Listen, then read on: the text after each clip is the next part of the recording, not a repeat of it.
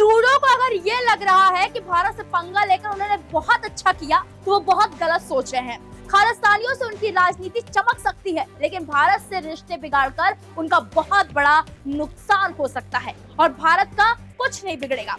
दरअसल भारत और कनाडा के रिश्तों में खालिस्तान को लेकर तल्खी बढ़ती ही जा रही है। जस्टिन ट्रूडो के पीएम पद पर बने रहने तक अब भारत कनाडा के साथ द्विपक्षीय व्यापार की बातचीत का रास्ता भी बंद करने से परहेज नहीं करेगा। इससे पहले भी सरकार ने खालिस्तान समर्थकों पर कनाडाई सरकार के रुख पर चिंता जताई थी, लेकिन इससे अलग हटकर भारत ने व्यापार को राजनीति से अलग करने की तरजीह दी। कनाडाई पीएम के G20 के दौरान दिल्ली आने पर भी सरकार ने साफ तौर पर अपनी चिंताएं ट्रूडो को बता दी थी, लेकिन संसद में कनाडाई पीएम के बयान के बाद माना जा रहा है कि 2025 तक जारी जस्टिन ट्रूडो के कार्यकाल के दौरान भारत का कनाडा के साथ बातचीत की टेबल पर वापस आना बहुत ही मुश्किल है। हालांकि ट्रूडो ने अपना रुख नरम करते हुए सफाई दी थी कि वो इस मुद्दे को और उकसाना या बढ़ाना नहीं चाहते। इसके बावजूद अब भारत कनाडा की ट्रेड डील अटकना तय लग रहा है। दोनों देशों के बीच व्यापार वार्ता काफी समय से चल रही है, जिसमें हाल के समय में तेजी भी आई थी। इसके बाद 2023 के आखिर तक भारत कनाडा के बीच व्यापारिक डील पूरी होने की उम्मीद थी, लेकिन अब भारतीय राजनयिक के निष्कासन के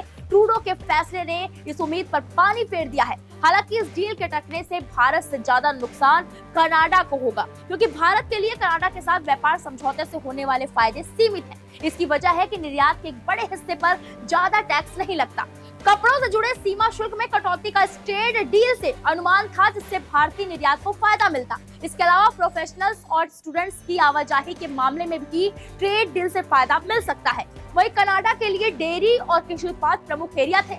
इस तरह दोनों पक्ष द्विपक्षीय व्यापार को बेहतर बनाने के लिए एक डील पर काम करने में लगे हुए थे। अनुमान है कि पिछले साल भारत कनाडा व्यापार 8.2 अरब डॉलर का था। इसमें कनाडा भारत का 35वां सबसे बड़ा व्यापारी भागीदार था। वैसे दोनों देशों के बीच व्यापार समान रूप से संतुलित है। कनाडाई पेंशन फंडों के लिए भारत हमेशा से निवेश के लिहाज से आकर्षण रहा है। कनाडा के पेंशन फंड CPPIB ने भारत में करीब 1.21 लाख करोड़ का निवेश किया हुआ है। ये निवेश लॉन्ग टर्म को ध्यान में रखकर किया गया है। इसके अलावा ब्रुकफील्ड और कन्वर्जेंट फाइनेंस का भी भारत में अच्छा खासा निवेश है। फिलहाल पूरे मामले पर आपकी जो भी राय है, कमेंट बॉक्स में जाएं और जरूर बताएं। इस खबर में इतना ही। बाकी बड़ी खबरों के लिए आप देखते हैं वीके न्यूज। नमस्कार।